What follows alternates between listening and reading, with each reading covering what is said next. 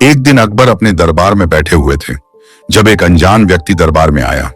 वह व्यक्ति दिखने में साधारण था, पर उसकी आंखों में कुछ चालाकी और चालबाजी का भाव था। उसने अकबर के सामने आकर कहा, जहां पनाह, मुझे आपके दरबार में न्याय चाहिए। अकबर ने पूछा, तुम्हें किस बात का न्याय चाहिए? वह व्यक्ति बोला, महाराज, मैंने एक व्यापारी से 500 सोने की मुद्राएं उधार ली थीं और वादा किया था कि 3 महीने के अंदर लौटा दूंगा। अब 3 महीने पूरे हो गए हैं और मैंने उसका उधार चुका दिया है, लेकिन वह व्यापारी कहता है कि मैंने उसे कुछ नहीं दिया। वह मेरी बात मानने को तैयार नहीं है। मुझे न्याय चाहिए। यह सुनकर अकबर ने व्यापारी को दरबार में बुलवाया। व्यापारी दरबार में आया और उसने पूरी बात सुनी। व्यापारी ने अकबर से कहा, जहां पनाह, इस व्यक्ति ने मुझसे उधार तो लिया था, लेकिन अभी तक उसने मुझे एक भी मुद्रा वापस नहीं की है। यह झूठ बोल रहा है। अब अकबर के सामने एक नई समस्या खड़ी हो गई थी। दोनों पक्ष अपनी अपनी बात पर अड़े हुए थे और किसी के पास कोई ठोस प्रमाण नहीं था। अकबर ने दरबारियों की ओर देखा और सलाह मांगी, पर कोई भी इस मामले को सुलझाने में सक्षम नहीं था। तब अकबर ने बीरबल को बुलाया। बीरबल दरबार में आए और पूरी बात ध्यान से सुनी।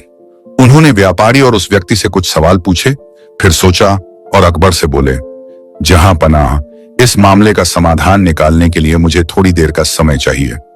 अकबर ने बीरबल को अनुमति दी। बीरबल ने व्यापारी से कहा, क्या तुमने इस व्यक्ति से जब पैसा लिया था तो उसके बदले में कुछ दिया था? व्यापारी ने कहा, हाँ, मैंने उसे एक बड़ी संदूक दी थी जिसमें सोने की मुद्राएं थीं।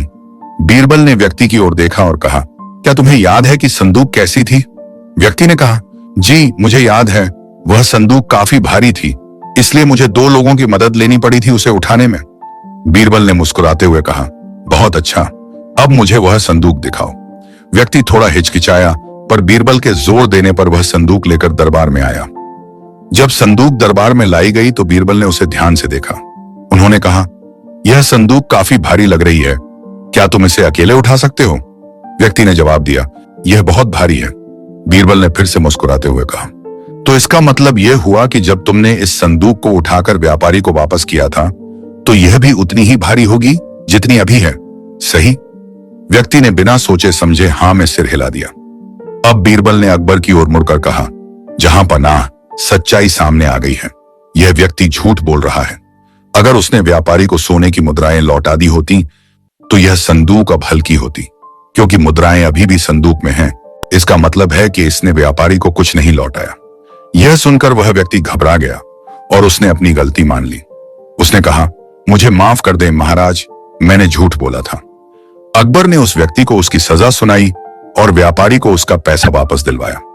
उन्होंने बीरबल की बुद्धिमत्ता की फिर से तारीफ की और कहा, बीरबल, तुम हमेशा अपनी चतुराई से सच्चाई को सामने लाते हो। तुम्हारी समझ और न्यायप्रियता की जितनी तारीफ की जाए उतनी कम है। इस कहानी से यह सीखने को मिलता है कि सच्चाई को कभी छिपाया नहीं जा सकता। बीरबल की चालाकी और सूझबूझ ने एक निर्दोष व्यक्ति को न्याय दिलाया और एक दोषी को उसकी सजा मिली।